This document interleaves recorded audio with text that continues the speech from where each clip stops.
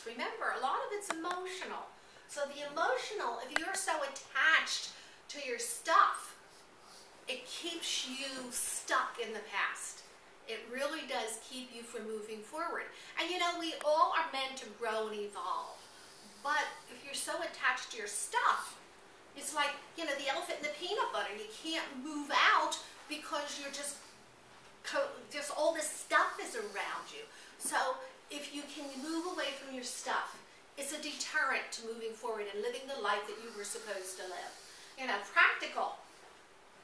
Is there a reason to keep it? You know, one of the things we talk about is the empty the drawer type of exercise. And basically what that is you go and you take a kitchen drawer, maybe in the, a kitchen drawer. You empty it out, you put it into a box. You put it into a big box. Now, every time you use something, what you do is you take it and you put it in the drawer. Okay? And you take another thing you're going to use, put it in the drawer.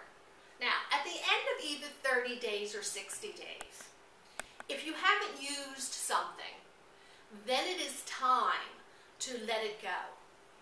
You know, it's time, anything that's left in the box, if you haven't used it in 30 days or 60 days, you know, you set the time limit yourself, it's time to give it a new life. Now, one thing I do is I never talk about throwing things away, if at all possible, because your stuff means something to you. So it is easier for you to give it another life than to go ahead and throw it away. So I always talk about donating it, and I'll give you a list of places that you can, you know, donate it. I'm always open to people giving me more places you can donate it. But remember, give it another life. And people that you're working with, have them give another life. Okay? What you can discover if you do this, if you start to get to that point where you're ready, your personal ecosystem will change. You'll feel better. Now, when I deal with my clients, and I have, you know, several clients I'm dealing with at the current time, whenever we move something on, shall we say, I always say, how do you feel? The first time, sometimes they feel, oh, I miss it. But that is more than likely, and almost all the time, overwhelmingly happy. There's a sense of peace that comes from letting it go. However, you have to be ready. So letting it go. Your choices broaden. There are so many more things you can do with your life. Your life is more manageable. Plus your surroundings suit who you have become. Because as I said, we're not who we were 20 years ago. And if we're holding on to all this stuff, it really doesn't suit who we have become. Cures, you know, a lot of times I hear from my clients and from people I talk to, I really want to do it, but it's too big of a job. I don't have time. You expect me to do that with my life being so full. You don't realize how much this stuff means to me. Well, in one way or another, they are all procrastination. Because the first step is always the hardest step. Always the hardest step to take is that first step. You know, and I often tell people, if you make 2 steps here, 2 steps there, 2 steps there, you've got 6 steps. So if you backslide a couple of steps, maybe 2 steps, maybe even 3 steps, you're still further ahead than you were. And the idea is, as long as you continue to move forward, eventually you'll get there. Eventually you'll get to where you want to be. But again, you have to be ready. You have to want to do it. Now, cures for procrastination. One thing is, think small. Like I said, small steps will get you there. Big steps, you have a tendency to get tired of. You have a tendency not to want to do them anymore. So small steps. Put it on the list. How many times do we put something on the list, but we put it on the bottom of the list, really knowing we're not going to get to the bottom of the list? Yeah.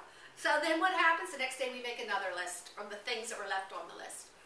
But the things you really don't want to do, guess what? They go to the bottom of the list again. So you have a tendency not to get to them. But put it near the top of the list.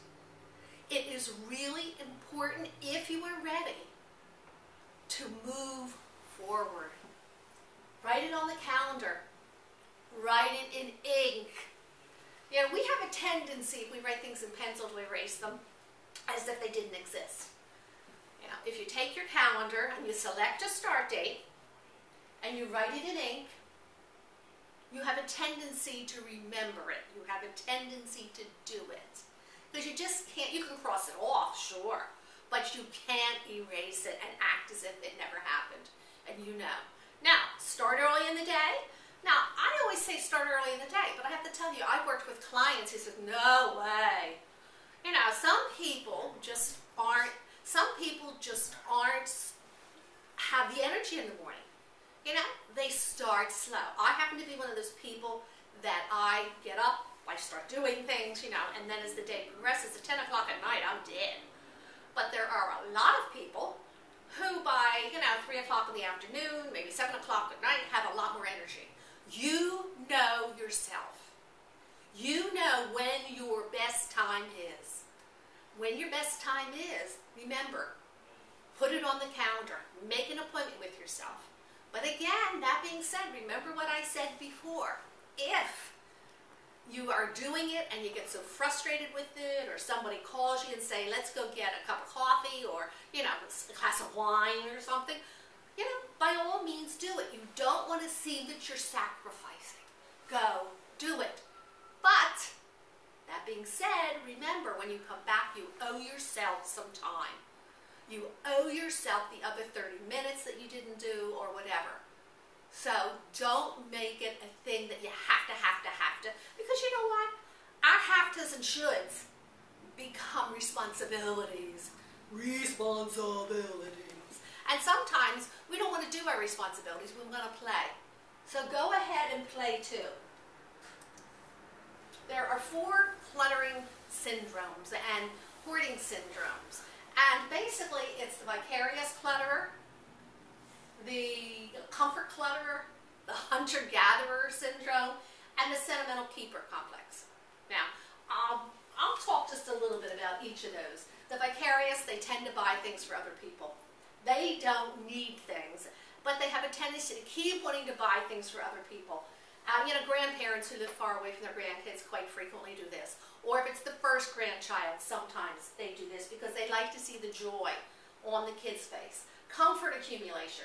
Gathering stuff to make up for things that are missing in their life.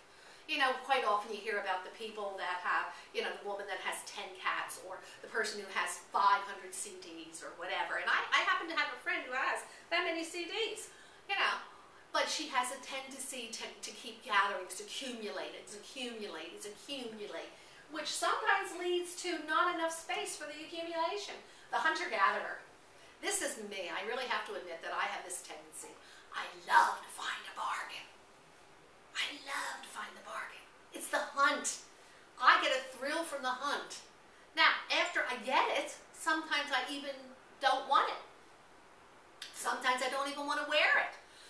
And I wind up trying to give it to somebody. But it's the hunt, the hunter-gatherer. Remember the caveman. He went out and hunted and gathered. Well, with some people who are hoarders, it's the hunter-gatherer. I can't tell you the number of times I've seen it on the Hoarder Show where people buy things and they have them at home and they still have the tags on them. They have the tags on them because they don't even want to use them anymore. They just wanted them. The sentimental keeper. It's the root of some accumulators' problems. You're a sentimental keeper because you want to keep everything. Everything that has value. All of your parents' stuff, your grandparents' stuff, even your kids' stuff. I mean, how many times did they bring home their drawings from first grade or third grade or something and you put it on the refrigerator? You know, how many times do we keep that stuff? When is it time to give that stuff another home? When is it time to give all your children's stuff to them when they have children, so they can show your grandchildren and their children some of the things that they've done over their life? So that is a way that the sentimental keeper. I often talk about keeping a piece of something. Keep a piece of something, not